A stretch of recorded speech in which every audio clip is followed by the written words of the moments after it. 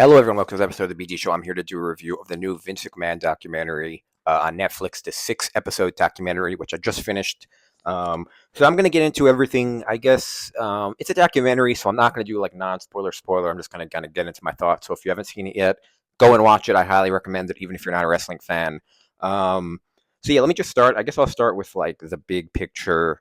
What this, did I? Yes, I like the documentary. I think the thing that stands out to me is these are all stories that I think a wrestling fan, especially a big wrestling fan like me, has heard before. So it's not like Dark Side of the Ring, which is on Vice, which gets into a lot of stories which you haven't heard before, like locker room stories. So this documentary does a lot of, I'd say, let's start with the big things it covers. It covers the history of the WWE starting, when Vince McMahon was a kid. He's kind of the main character, but it's not all about Vince. I think it's from like his perspective a lot. But I really see this as a history of the WWE, which is why I like it. I think this is a great thing to show someone who like is aware of wrestling but doesn't really get it. They don't really understand the business. They don't really understand what these guys go through. I think it's a really great, it kind of shows you how it got into American, how it bled into American culture. So it covers the beginning. It covers a lot of Hogan. There's a lot of Hulk Hogan in here, especially in the beginning, the early days of wrestling, what went on with like the announcers, Vince becoming an announcer, which I think is a big underrated part. So I didn't realize, I learned a lot of stuff there. I didn't realize Vince was just kind of thrown in as an announcer, and he just kind of made it work. There's a lot of good stuff about WrestleMania 1, WrestleMania, like the early WrestleMania days, Andre the Giant, um, kind of like the early days of WWE, I think was really good. It then gets into like more of, it gets into the Montreal screw job. There's some really good stuff with Bret Hart, Shawn Michaels, all of that. And then it kind of, episode 4 goes into the Attitude Era, kind of like my early days of watching. And then it kind of goes into the Ruthless Aggression era. And it kind of pivots. And then it kind of, at the end, it kind of gets into more modern stuff. They show more Cody Rhodes and stuff like that. So I thought it was good. My problem, I guess I'll start. So I said what I liked. I guess I'll jump around. But my problem with the pacing a bit is I kind of feel like they really, really rushed through my era. I feel like they rushed through the Attitude Era, but they really rushed through the Ruthless Aggression era, which was, I'd say, like 2002 to 2008, maybe.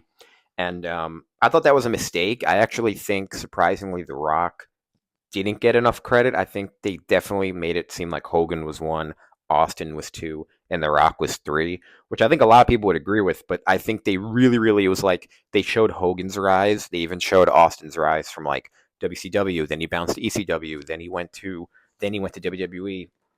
The Rock, they just kind of were like, they kind of just went like they sped up from his beginning to the career. They briefly showed the Nation of Domination, and then they just kind of showed him as a top star. So I thought The Rock, they didn't spend enough time on him. I think like The Rock and Austin, then Cell should have got like their own episode, really. Like those are the two modern stars. And then I would have given like, yeah, I don't know. I think like The Rock and Austin should have got episode 4. Maybe you give Cena episode 5, like Cena, Edge, and some of those guys episode 5. And then you give like Cody and Roman be the main focus of episode 6. So I thought there were some pacing issues at the end, but overall a good documentary. Yeah, some really good stuff. I think the part that's weird for me is I don't understand why people wanted. So this was filmed in 2021, way before the Vince, the stuff came out about him. Obviously, if you're a wrestling fan, you know he's not a good. I mean, you've always known he's never been a good guy. You don't know what's true or not true, but just he's not a good guy. I mean, he's. You can argue varying degrees of bad with Vince, but I don't think anyone would consider him a good guy. So, a lot of people are upset how he's kind of portrayed. Some people like it's funny because some people think he's portrayed too badly. A lot of people think he's portrayed too well. I think it's pretty in the middle. I think it's fair. I don't understand why people want 6 episodes, a 6 episode documentary of us just shitting on Vince. Even if it's true, that's just not interesting to me. I would much rather have him talk about the business, which is what this documentary is. I don't know why people needed a 6 episode documentary as a reassurance to not like Vince. I think that's kind of strange. Um, but yeah, I think as I think someone who stuck out who didn't get really, I don't really mention him getting like a big focus at all is Ric Flair. I feel like they didn't focus really at all on Flair. I feel like Flair was really like not in this documentary at all, which I thought was really strange. There's also a really, really good episode on WCW, and it shows you at the time, how well WCW was doing. Eric Bischoff is in this documentary a lot, so there's a lot of really, really good stuff in there. If you want to start with the more modern stuff and you really only care about that, you're my age or maybe younger. Episode 4 is when they really get into the modern stuff. So like 1 to 3, I'd say. I think 3 is a screw job. So um, that's kind of the breakdown, and I guess that's where I want to pivot because that's the thing that really stuck out to me the most. And I guess to just get into wrestling opinions while we're at it. I feel like the Bret Hart has been bitter for so long, and it's just like such overkill at this point. And watching this documentary, I didn't live through the Montreal screw job, so I guess I can't say in real time what it was like. But just watching this, it's so ridiculous. He has this huge contract with WWE, and maybe they're lying. So maybe who knows? Maybe it's wrong. But basically, they told Bret, we can't pay you, we can't afford to pay you, but we'll let you use our contract as leverage to sign a contract with WCW, which they didn't, which they technically didn't have to do. They let him do that.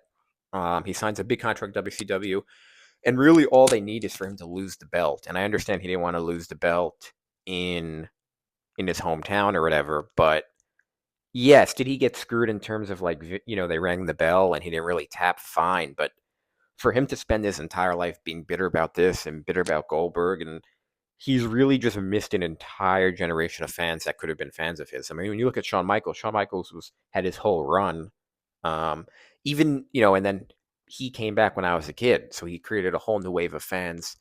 But even looking at someone like Ric Flair has a whole generation of fans my age because he wasn't just like a bitter old man, and Bret isn't even that old, but I just feel like he's kind of just been bitter for so long over this stupid thing that isn't really a big deal. So many people have been screwed way more than Bret Hart. So many people have not had opportunities.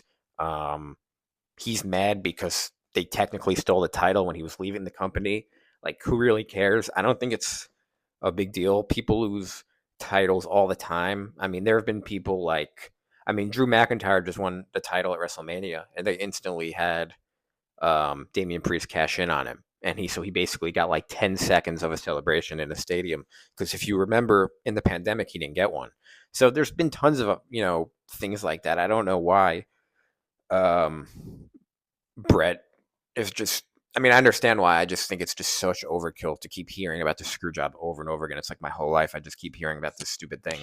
Um, and yeah, so I think it's a solid documentary. I'm trying to like think of more wrestling opinions that I had from it. There's so many stories that I know. I want to put together my Wrestling Mount Rushmore. It's something I have to do. But anyway, that's my review of the documentary. I highly recommend it. I think it's really good. I think if you're looking for like news stories as a wrestling fan, that's not what you're going to find. But if you want like a good summary of events and just be entertained, I think it's good. Um, yeah, and I think there's also good stuff about Shane McMahon. I think Shane McMahon comes off good in this documentary. Um, Comes off as a good guy. Probably is the best member of the family, to be honest. So I always like Shagan. But yeah, that's my review of the Vince documentary. I might talk about it more, but I just want to do an initial review. I have to think about it more, make some more opinions. But that's my review of the Vince doc. I'd recommend it. Thanks, guys, for watching. And as always, I'll see you on the next one.